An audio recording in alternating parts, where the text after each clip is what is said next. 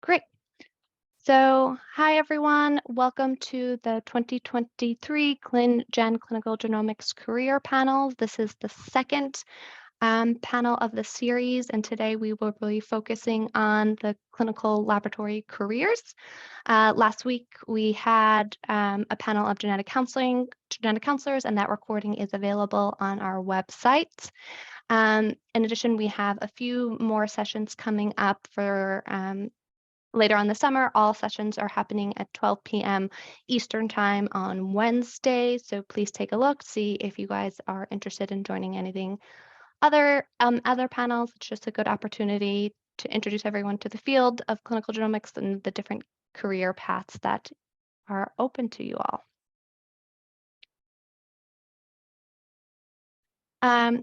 As a reminder, there is a Q&A box that's at the bottom of the Zoom screen. This is a webinar format, so you won't be able to unmute yourself. So please go ahead and type in a question in the Q&A box if you do have a question that comes up during the session. Thank you to all the participants who provided questions for our panelists as part of the registration. We have incorporated some of them into the session for today.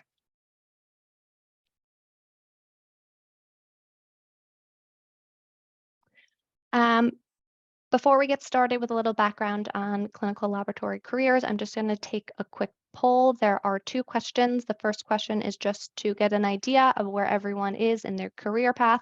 If you're a student, if you're in a graduate program, if you're in your undergraduate program, if you're working, if you're thinking about switching careers.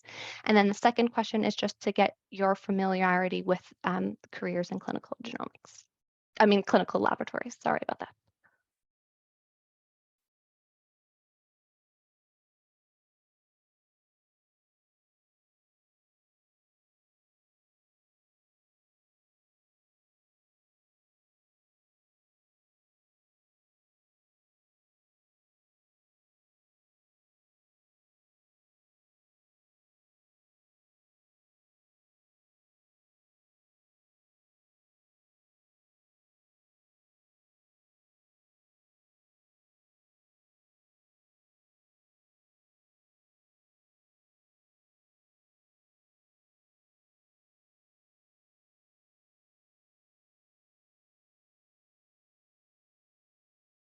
Okay, looks like everyone has taken the questions, taken the poll. And so for this session, the majority of our participants are undergraduates, so that's great. We have a few people who are PhD students and then a number of individuals who are not a student. So thank you all for attending. And again, if you're interested, there are other sessions for those just trying to get an understanding of what careers are out there. And then for the second question, it looks like we have a good mix of people who are not so familiar with this job and this career path and different opportunities to some people who are extremely familiar. So that's great. Okay, I am going to turn it over to Stephen Harrison, who is going to moderate our session. He's coming from us from Ambry. He's going to start by giving us a brief introduction into background into the different into a clinical laboratory and how it differs from some other career paths you may hear about. And then we will go ahead and introduce the panelists and go through some of the questions you all provided. I think, yeah.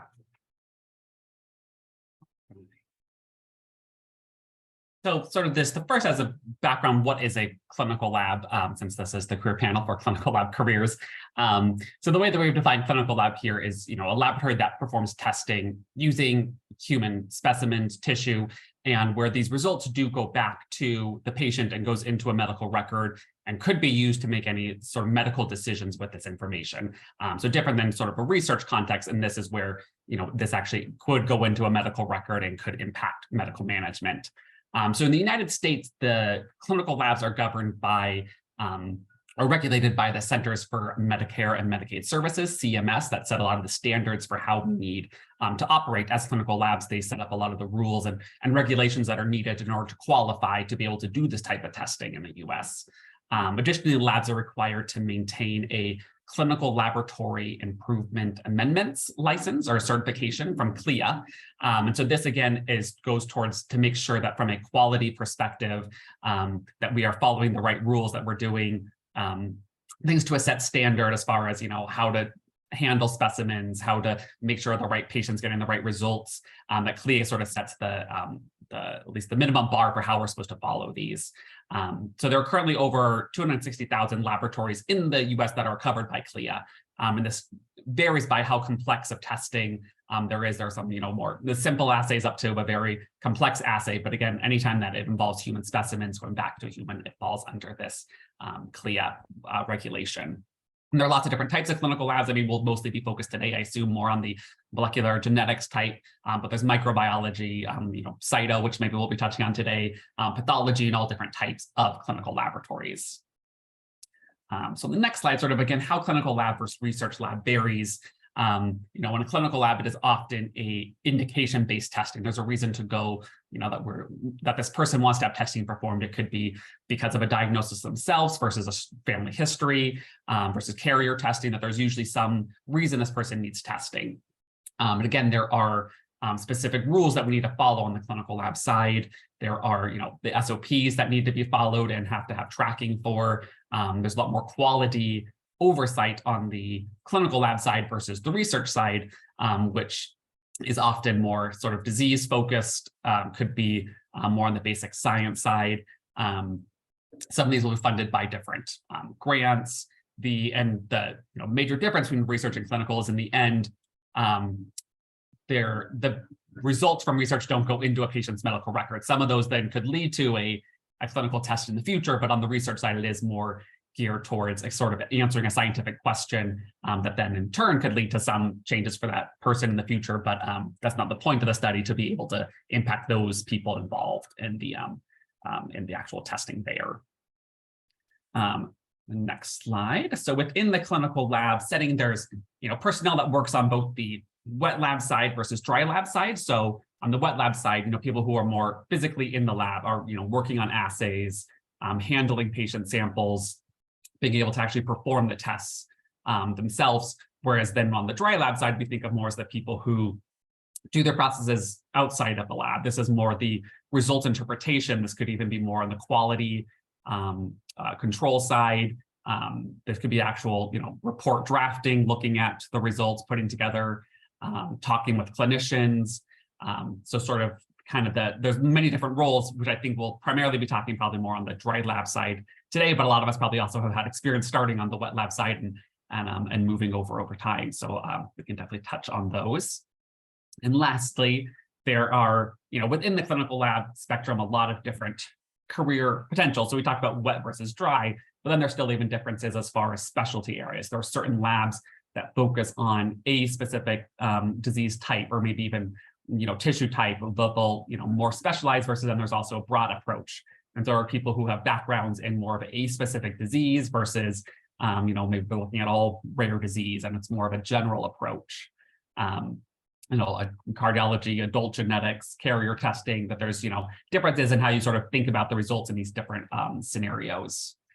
Additionally, there's then the difference of sort of where you work. If you work in a clinical commercial lab versus a laboratory that is associated with a university or a hospital, or even a nonprofit working at the NIH has clinical labs there. So there's lots of different options as far as the spectrum you want to be in on the disease side, but then also the spectrum of the type of lab it's in, ranging from the commercial side up to the nonprofit side as well. So lots of different opportunities there. And then I think we have some links to some additional resources if you want to learn more about any of these sort of different tracks overall.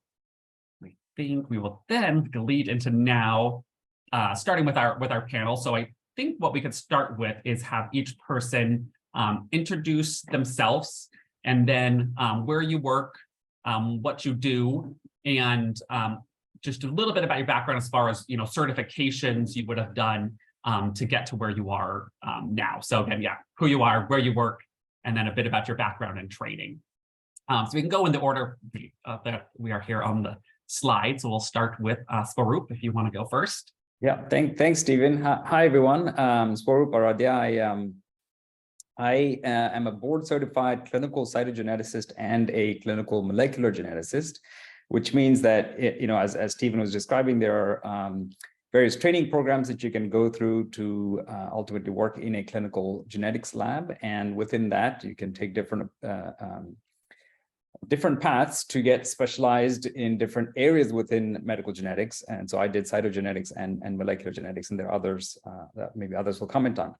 So I actually did my graduate study. I did a PhD in molecular and human genetics at Baylor College of Medicine in Houston, after which I did my medical genetics at Stanford. And then I worked at a rare disease genetic testing company called GeneDx, which is right by Washington, D.C. And now I'm at Invitae, which is in San Francisco, also a genetic testing company. And at Invitae, I've worn many different hats. I've been here for 10 years. So I've been a lab director. I've been the chief scientific officer. I've been medical director. And now I actually lead a group, what we call the Global Medical Affairs Group. And this group does a number of different things, including product development. We do commercial work. We do research. We do education for clients. And we do a lot of the clinical consultation that goes with a lot of the clinical reports that we send out. Well, thank you for joining us. Let's see next. Okay, so that slide has gone and had everyone's name, so I might do it slightly out of order. But next, let's see, can we go with Sharu? Are you available? Sure. Yes, thank you, Stephen. I apologize for the poor quality on my light situation here. But I'm Charu Kailar. I'm a board-certified clinical molecular geneticist. I work currently at the Children's Hospital of Colorado, and I sign out their exome-based testing, which includes, of course, the whole exome as well as all the slices that we cut off of it. So my path is not as straightforward as Farouk's. I trained as a physician in India. I completed my MD and an internal medicine residency while I was there. Moved to this country in 2007 with my husband and 1.5 kids, I would say.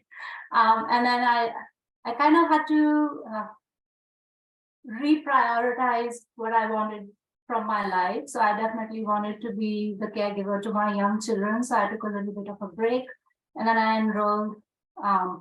Because my husband was doing a residency, I enrolled into a master's program at the University of Missouri, and I completed that with a master's in molecular biology. And then as we moved around to complete his training, I did a short stint as a research assistant, first at the University of Missouri and then at WashU for about 3 to 4 years before I even thought about applying to the molecular genetics fellowship. And I actually came to know about it while I was working as a research assistant at both those institutes. And fortunately for me, I did get into a program at UAB. So I did complete the molecular genetics training there, and then subsequently again moved because of my husband's jobs, joined the translational omics program here at the Mayo Clinic in Scottsdale, Arizona. They call it the TOP program now. And that was primarily because soon after I finished my fellowship training, my husband found a job at Mayo, which he really, really wanted to take. And I knew that the Mayo laboratories are at Rochester. Scottsdale didn't have the clinical lab. And so I just kind of worked my way through my situation. And then actually I did a few years at Invitae before I joined the Children's Hospital at Colorado. And I work here in Scottsdale, Arizona. I work remotely for them. So that's kind of my rigmarole way of coming down here. Awesome. Well, thank you. Yes, lots of different opportunities in this field. That's great to hear. Absolutely, yes. All right, next, let's see, go with Melissa. Hello, I'm Melissa Reeves, and I work at the National Eye Institute at the National Institutes of Health as a laboratory manager for a clinical laboratory. So I am one of the few clinical labs at NIH. I believe there are less than 10.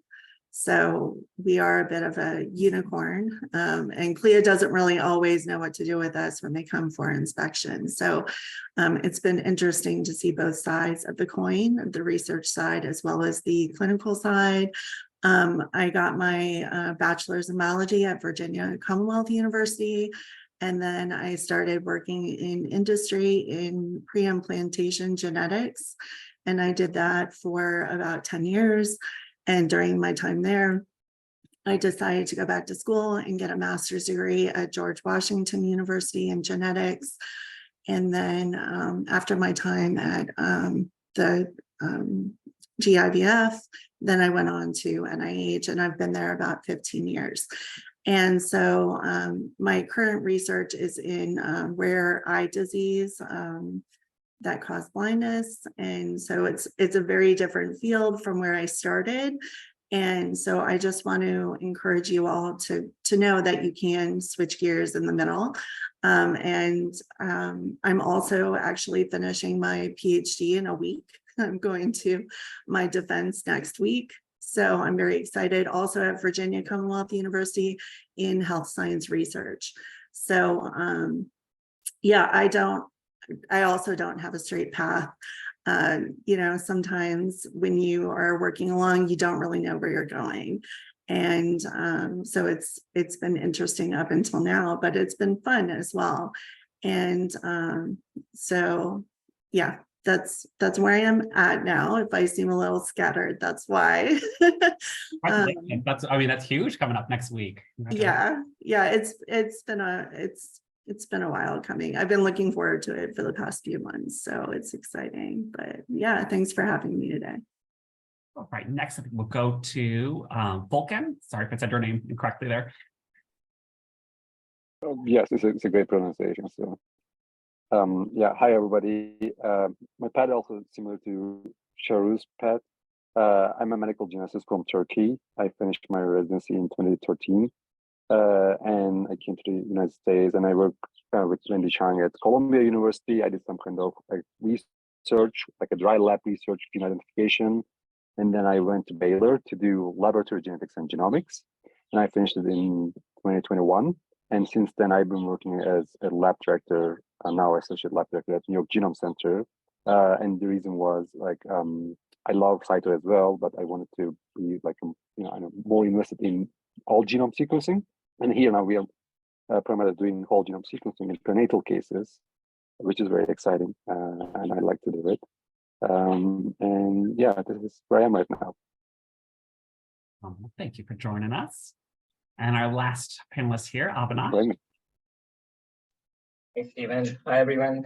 Thank you for having us. So I'm an assistant lab director at Children's Hospital Los Angeles and an assistant professor at University of Southern California. I also have had a little long winding path. So I trained as a pharmacist in India, and that was something I didn't really see myself doing long term. So I then got a master's in biotechnology, trying to figure out what I want to do. And that's when I kind of discovered cytogenetics, and that led me to do a PhD in genetics at Baylor College of Medicine. And then when I was trying to see what to do after my PhD, it was like, oh, cytogenetics is dead. That's what everyone said. And, it's now NGS. So I went on to be a curator at Baylor and also at a carrier screening company called Natera for a few years. And then I did my fellowship it's laboratory genetics and genomics. So it's basically a shortened cytogenetics and molecular genetics fellowship at Columbia University. So it's taken a long time. And now I'm finally, doing what I am very happy doing. And yeah, happy to take any questions. Thank you.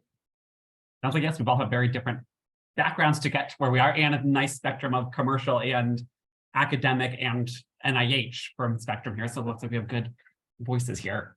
So we can start with some of the questions we had prepared. Start with just a general one, and anyone feel free to answer this. We all don't have to answer each one. Is how did you hear about your career? Like, at what point did you know that this was a path, like you learned about pursuing this idea and decided, oh, this is what I want to do? I could take a stab at that, Stephen. Well, my story goes way back. So, so I'm not sure how many people will even remember those times. But this was actually around the Human Genome Project getting started.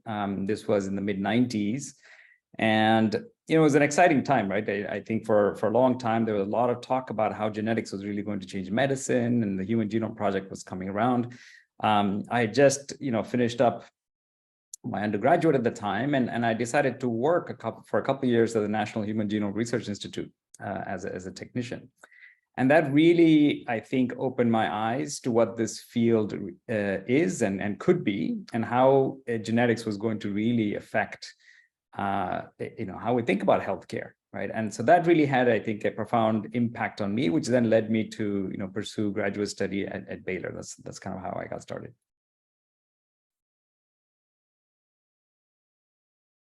Anyone else have any other ideas for how you figured out your path? Yeah, I was going to say, I really knew nothing about the clinical lab when I first went to college. And actually, with my experience in my undergrad, and I don't know how many undergrad students here today have had this experience, but I was horrible in the lab. I was awkward and clumsy, and I thought there's no way I'll ever work in a lab because I'm horrible at it. And then when I got my first job in a clinical lab and got really excellent training, I realized actually I'm not so bad at this. And so really it makes a difference on where you get your training. So don't give up if you feel awkward now, because it's okay. You're probably fine. The undergrad labs can be a little sticky, but once I graduated, and actually it's been several years later, like 2 decades, I found out that there's a whole pathway for clinical lab science. There is an undergrad for that. There's a master's degree, and there is now a PhD for that. And I had no idea that this field even existed. So, and then as you mentioned, there's a wide variety of people here in the field, but the field is vast, and the majority, even in my program now, I have 3 other CLS students, and we work in completely different backgrounds. So yeah, it was kind of a weird road to get here. But again, if you work in biology, I think a lot of people think, oh, I'll go work in a lab. And when I spoke to people who were going on right away to get their PhD, I said, well, what do you want to do with it? Because at the time I thought, well, I don't need that. So, I was doing my master's, and then at Charu, I was starting my family at the time after, but I was getting all the school done in advance. And most of them didn't know. They said, oh, I'll go work at NIH. But they didn't know what they wanted to do. So yeah, there is a lack of advertising for this field, unfortunately, and we need to fix that. Yeah, that's a great point. Helping people become aware of what possibilities are out there, because it does at times, especially if you have one very narrow path, you don't realize what else is out there, or that there may be other things in the field you like, and it just was that one role that wasn't a good fit. And yes, I need to move on. So one of the questions that someone had asked in the chat was, being able to go between wet lab and dry lab, and it sounds like, at least from what everyone said, or maybe raise your hand if you worked in a wet lab part of a clinical lab. Did everyone at one point work in the wet part ish? That yeah, okay, perfect. And then what's your perspective on being able to sort of move between the wet lab part and the dry lab components? I can take a stab at that. I think it depends on interest a lot. Like Melissa said, when I joined the wet lab, I was horrible at it. I had never seen a pipette before I moved to this country. And so it was a whole new world for me.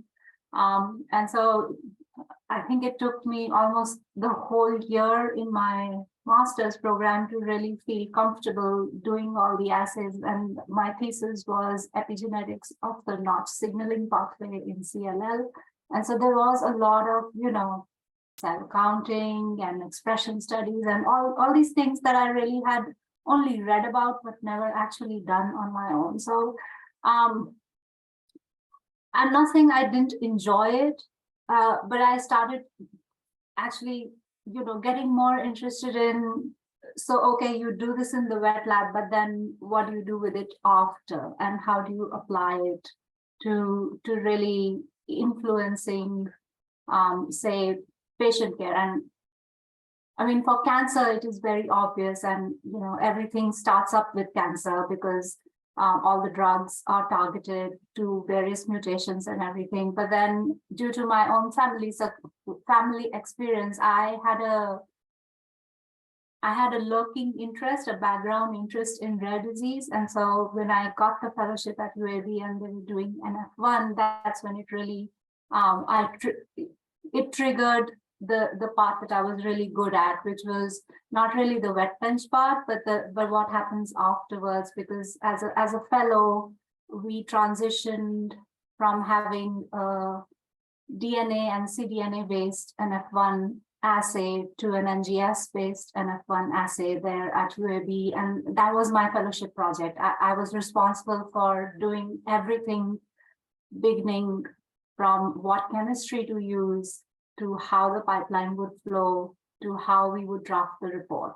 And so that really triggered in me, it made me realize that I'm actually interested in how the data flows and how it gets on the report, rather than how do we generate the data. And so for me, it was more just exploring everything and finding out what really tickled me. Yeah, I agree. I think having some experience in the wet lab part helps with the dry lab. Oh, absolutely it does. From when you're looking at the data, you have a sense of what types of things should I look for now, because seeing how it happens in the wet lab part, yeah, that I agree that it definitely is. It helped, very informative to at least have had some experience in wet before going into the dry part. Yeah, and then I also know of the fellow who was junior to me at UAB. Her interest was the wet lab part. She really enjoyed the process where we were looking at the chemistries and trying to compare which chemistry worked better than the other. So that was her niche, and she became very quickly the expert at that, and I became the expert at what comes after. And so together we were able to launch the entire assay within the 2 years that I was there. So it was a great experience, and I'm all the better for it. Let's see. So another question, at least some people have brought up, is do you have any advice for people who are interested in this field that want to go on and do additional training, follow any of these paths? To what would help them become a better candidate? Or is there any, overall advice you'd have for people pursuing this career?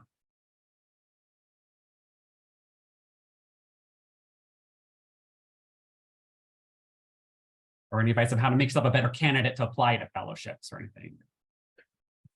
So I was just going to say my biggest piece of advice is to find a really good mentor, because I struggled going into the professional world, coming out of college, not really knowing, honestly, that's one thing that I think is lacking in our universities, is they don't really prepare you for starting your first real job. And they don't really tell you about work culture, and they don't tell you really about mentors and things like that. And you kind of expect, oh, it'll be similar to school, but I'm working and getting paid, but it's not. You really have to advocate for yourself. You need to find, like I said, a good mentor, someone that has been down the road, and it can be formal or it can be informal, and just asking people for help. You have to speak up and just say, hey, do you mind talking to me about, for instance, budgeting? Do you mind showing me how, telling me about your management style, and how asking them about their path individually as well. And some people will be willing to help you. Some people won't. Not everyone wants to mentor, unfortunately. So, you just have to be prepared for that, and that's okay.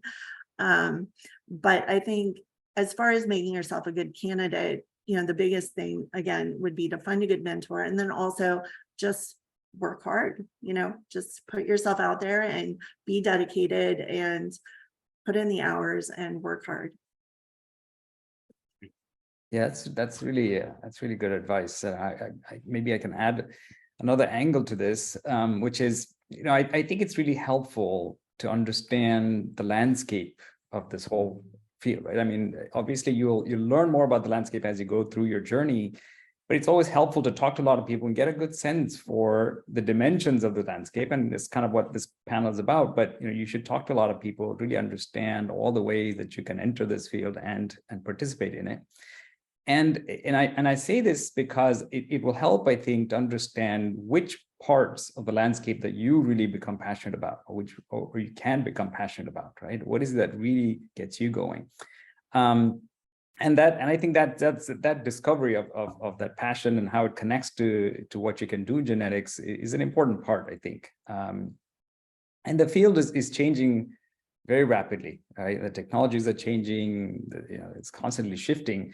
And so it's always helpful to know, what you are getting into and where things are going. For example, we're all, this entire panel agree that bioinformatics is a very, very important part of all of our, our daily routines now, right? And it's becoming a really integral part of clinical labs in genomics. And so what does it mean to make sure that you are proficient in bioinformatics, like as you go through your training, right? So that's just one example. But it's helpful to get a good understanding of the landscape for sure.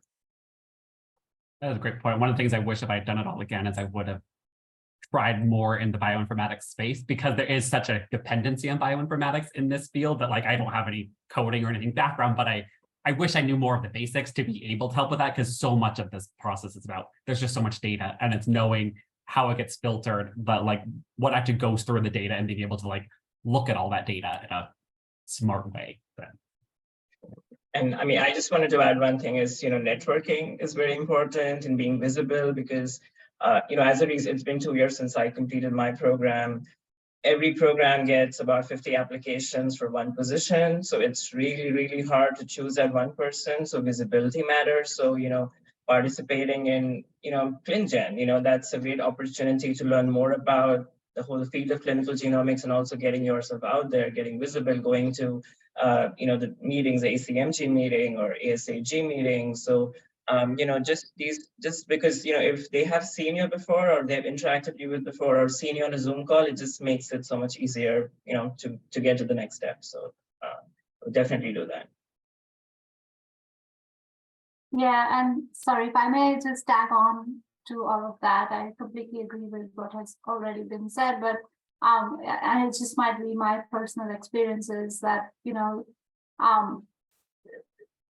take everything that comes your way, take it and deal with it. It may not be the perfect thing that you were looking for, but if it gets you the one step further in where you are going, I think that time investment is worth it. Like I said, I knew there wasn't a clinical lab in Scottsdale, but that was life for me. And so I just looked into what else I could do, and being at the Mayo program actually really opened my eyes to a wider variety of technologies, to how those technologies were being used in a translational space and being translated. It was really eye-opening to see them being translated into a clinical report. And so hopefully I'll get the opportunity to apply all of that at some point. But I think just taking opportunities as they come your way. And a lot of people say, learn how to say no. I kind of differ on that. I hardly ever say no to anything. So I get stretched thin for time. And then I end up getting a lot of flack from my family for that. But that's just me. I never say no to them, and I never say no to anyone. So I think it has benefited me, that approach. And so that's where I feel like you might hear a lot of people saying exactly the opposite of what I'm saying here. But just take every opportunity that comes your way. And like Avinash said, don't shy away. And Melissa said the same, don't shy away from asking questions. Like, I don't claim to know anything about bioinformatics. So recognize your weaknesses and ask questions, and learn how to work with people who know more than you, and accept that you can't know everything. So I think those are the tips that have helped me a lot along the way. Right. Well, let's see a question that we got from the chat here about sort of our futures here. So someone had asked the question that, they know that a developing area of genetics is public health genetics.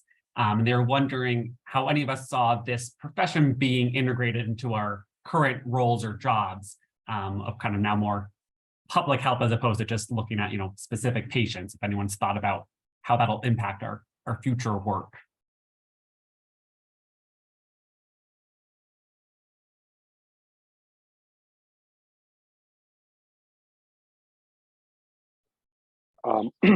I may try to answer this one. Thankfully, our dog is stopped barking now. So I think the public health genetics will be more integrated with the clinical side. And like as laboratorians, obviously, like we're gonna work with people, other healthcare professionals who are advancing their careers in public health genetics.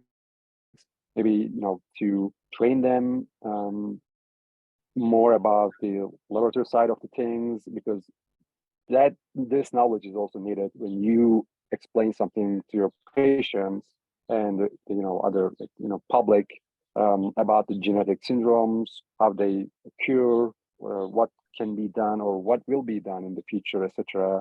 So I guess like we will be as like adjunct trainers for them maybe, but I at least personally I don't see very direct relationship instead of like just being a facilitator for them. I think it'll be interesting to see if it also impacts some of our knowledge about gene disease associations, because so much of I think the testing we do now has a bit of a assertion bias, and that there's a reason for the person to get tested. That'll be curious once it moves to more of a population type testing of, will we realize penetrance for certain diseases is lower than we thought because we've never really looked at general population to see how common this is, or even just, the expressivity that it's a much more of a spectrum for certain diseases. That I think some of that will be interesting because it's, once we start, looking at testing people where there's not a strong family history or reason, like a clinical diagnosis of doing more, public health type stuff, I think will definitely be interesting too, to see how we sort of incorporate that into our knowledge base of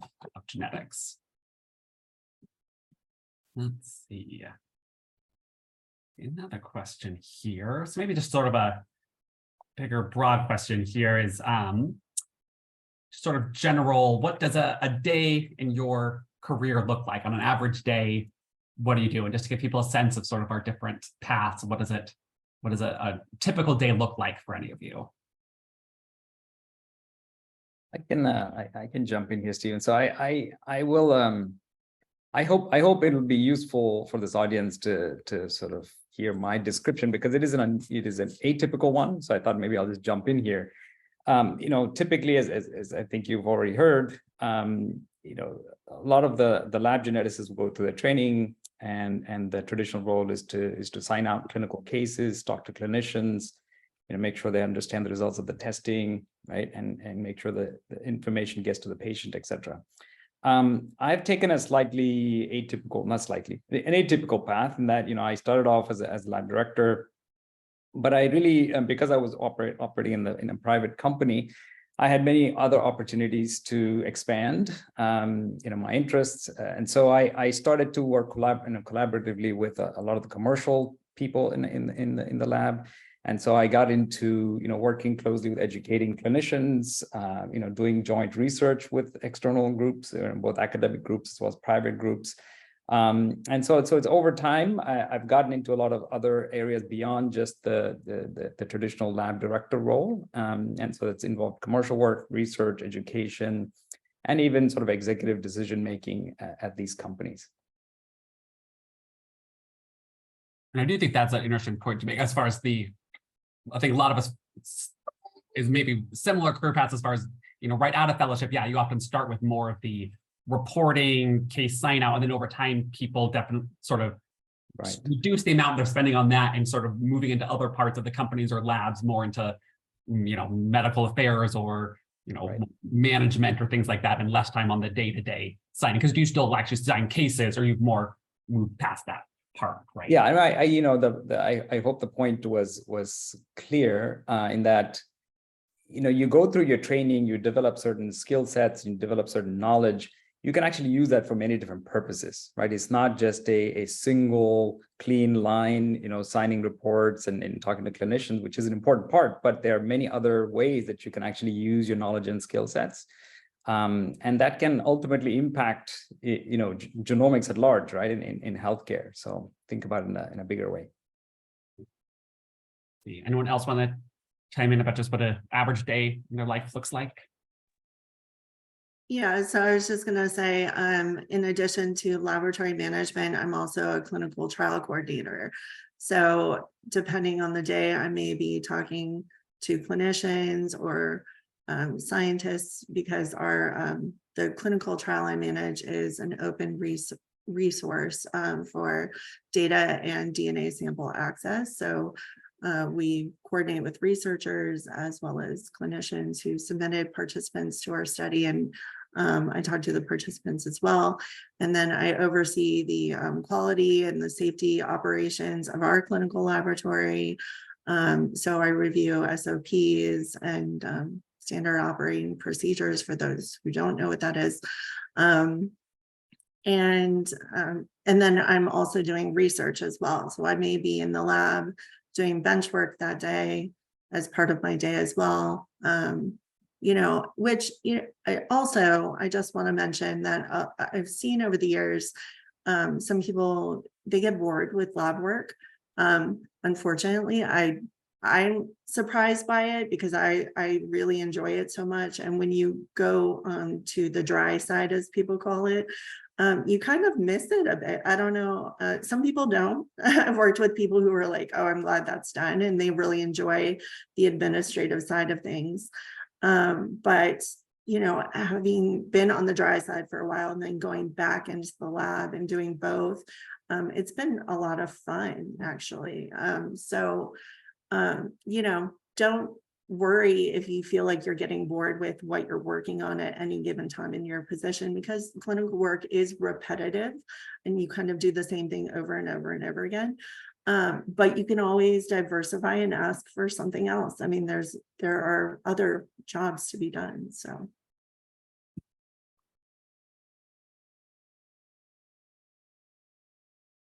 Were you going to add something, Avinash? Sorry, I saw you came off mute there.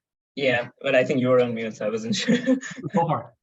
Yeah, so I just want to add, so I'm a junior lab director, so my role is more traditional. So I sign out cytogenetics cases, CMA or chromosomal microarray, and NGS panels and exome cases. And so I don't make global decisions. It's more case-by-case decision, and it can be repetitive, but I would say there is never a dull moment because every case is different. There's so many aspects that go into signing out a report, from the lab to talking to counselors, talking to clinicians, reporting it out in a way that, is easy for everyone to understand. So even though, you might think compared to research, it's something which is more routine, but I would definitely say every case is something to learn. I learn something new every day. I learn about a new gene, a new disease. I relearn something which I maybe, read about 5 years back. So I would say a typical day, there's usually never a dull moment.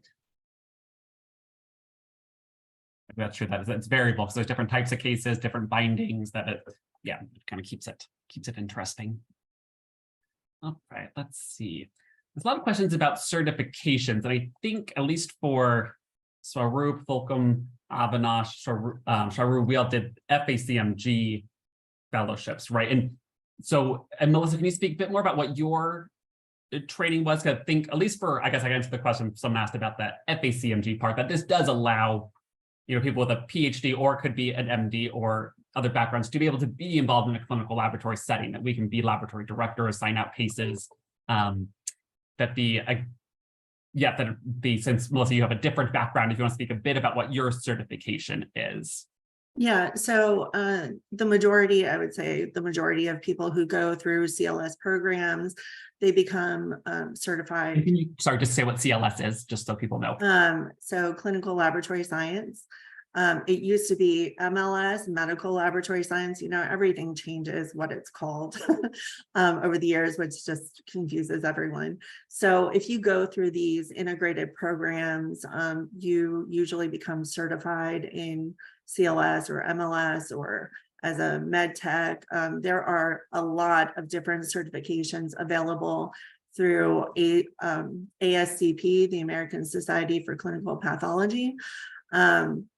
When I finished my master's degree, I got certified through ASCP in molecular biology as a technologist in molecular biology. So it's ASCP MB, which again is a very different path. But if you work in genetics, that's where you go. But for board certification, now that I'm on the cusp of getting my PhD, I could then pursue that. But the rules have changed over the years for that as well. And they used to have different qualifications. Now they require everyone to go through an LGG fellowship. So it's a 2-year fellowship that you have to apply for. And then you do rotations around local clinical laboratories. And we actually get fellows in our lab that rotate through, and then we share our knowledge with them. And we've had a few of my colleagues go through the program.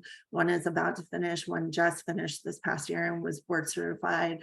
So I know it's a really great program. And I believe these changes are for the better for the field, to be honest, because it's allowing people exposure to, again, this broad range of clinical laboratories out there and seeing what their procedures are and gaining all of this nice hands-on experience. Yeah, that's a good point. I'm trying to remember. So Avinash and Fulcum, because you were more recent, did you do the LGG program versus a molecular or cyto separately? Yeah, so I mean, I did the LGG, but I also wanted to add is something which I did not know when I was, looking at these, and maybe the other panelists might know more, but there are also, because getting to these fellowships is really, it's really competitive, but there are also these other alternate pathways. So you can get an HCLD certification. There's in New York CQ, it's certification of qualification, and there's also, the California license. So these are certifications you can get, I believe, without doing the ABMGG fellowship, but with work experience in a clinical lab, and still you can be an assistant lab director. So that is an alternate path that, if you're not getting into a fellowship, these are other paths that can be considered, and you can still at least, sign out cases, be an assistant lab director. And this is something that I absolutely didn't know about. So I think this is something that people should be aware about.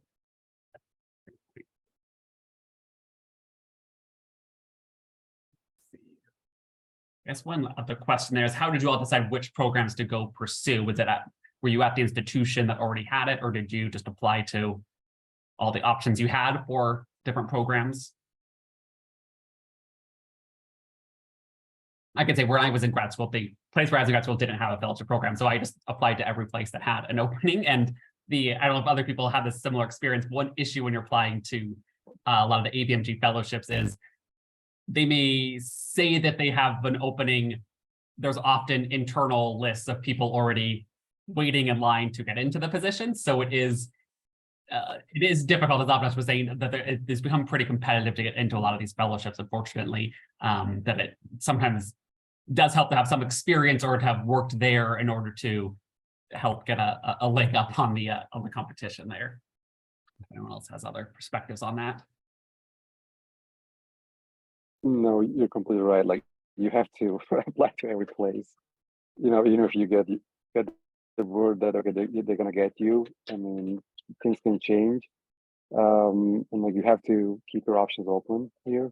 So I guess the drill is like checking the ABMGG website for the openings, and then reaching out to every program director or even fellow there, and like make your voice heard, and like reach out to other people so that your CV can be evaluated, etc. Because like Avinash also said, there are like 50, 100 applications every year for just 1 or 2 openings, and it's really like a quite draining process to review all those CVs. So it's not just sending out your CVs. Again, I'm reiterating what has been said already, that you keep pushing all the buttons and reaching out to all the relevant people in the field. I had applied to fellowships when I was in grad school and unfortunately didn't get in that first round, but I then, from the ones that I got rejected from, emailed back and was like, okay, how do I make myself a better candidate? And that thankfully then led to me being able to work as a variant scientist in one of the labs, which then helped me then get into the fellowship after a couple of years. So it definitely helps, I mean, to be proactive and, reach out to those programs of like, even if you, don't get in, if they don't have an opening yet, to say, is there experience I can get? Are you looking for other roles there in the lab, of any other way to sort of get in and be able to work with the people that eventually would make the decisions about the fellowship? It definitely help with that.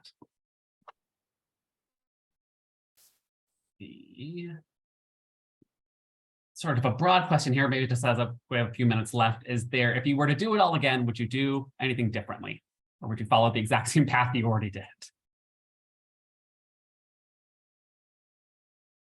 I wouldn't change a thing. It's been an amazing journey. I think this is an amazing field. I think the combination of being on the cutting edge, being able to to make new discoveries in this science, to work with really amazing collegial people in this relatively small community of professionals, it's been a really gratifying experience for me. Yeah, I think even though my pathway was less than straight, I think probably it was the right one for me. And there were a couple of things that I learned later down that path that I wish I had known earlier. So I'm going to share them today. One is, I highly recommend that you find in your institution when you start your job, or even through ASCP offers leadership, a whole leadership institute. Leadership is really important, even if you don't really want to be a leader or be in a management role. More often than not in this field, you will at least be a team leader. At some point, you're probably going to be in charge of someone else. And unfortunately, there is a lack of leadership skills because most people just have not been trained properly. So I highly recommend you seek out leadership training wherever you can, and actually helps you to do better yourself. You learn things about yourself and your own work style, your own conflict management, things like that you might not have known before. Helps you be a better part of your own team. And then the second piece of advice, again, I heard at some random talk that I went to at NIH on leadership, was to captain your own ship.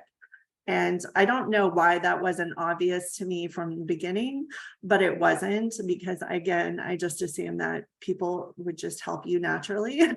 But you really have to drive your own career. You have to drive your own field. You have to, again, you may not always know where you're going, but push yourself and put yourself out there, and don't be afraid to try, because a lot of times I'd be like, oh, I don't know if I have enough experience yet. I don't know if I know enough about this, but really you won't know unless you try, right? So put yourself out there, captain your own ship, and you'll succeed, but you really have to put yourself out there. I just want to add one thing, is what Stephen mentioned before. Hello? Can you hear me? Yeah, we can hear you. Yeah, okay. Yeah, I just want to say one thing that Stephen mentioned before is, if I would change something, I would be like, I would get a basic understanding of like bioinformatics, because I think bioinformatics is so important in our field now in genomics that if I knew more, I think I could contribute more and I could do more. So I would definitely recommend everyone to take courses and get more familiar, because if you want to be in genomics, it's very important. Well, thank you. I think we're about out of time, so I'm going to turn it back over to Caitlin. But thank you all the panelists for joining today. This was very helpful, I think. We unfortunately didn't get to all the questions in the chat, but hopefully people were able to gain some knowledge from this. So thank you all for participating. Yes, thank you all to our panelists. Thank you all for your wonderful pieces of advice and for sharing your career and your career paths and sending us all these great little feedback things for us to look up and take on as we explore our different paths. And thank you to all of the attendees. Thank you for all of your questions and your engagement. I really appreciate it. And I hope most of your questions were answered. Just a reminder, this is recorded and this session will be posted to our website kind of at the end of the week, as long as with the other recordings. I'll put the link in the chat. I put up on the screen again our schedule for the remaining webinars in this series. Again, they are happening on Wednesdays at 12 p.m. Eastern Time. The link that you used to join today's webinar is the same link for the other webinars coming on later on in the summer. So again, I just said that. Sorry for repeating it. The recording will be on the website. There's the link, and look out at the end of the series. We'll be sending an email asking for everyone's feedback.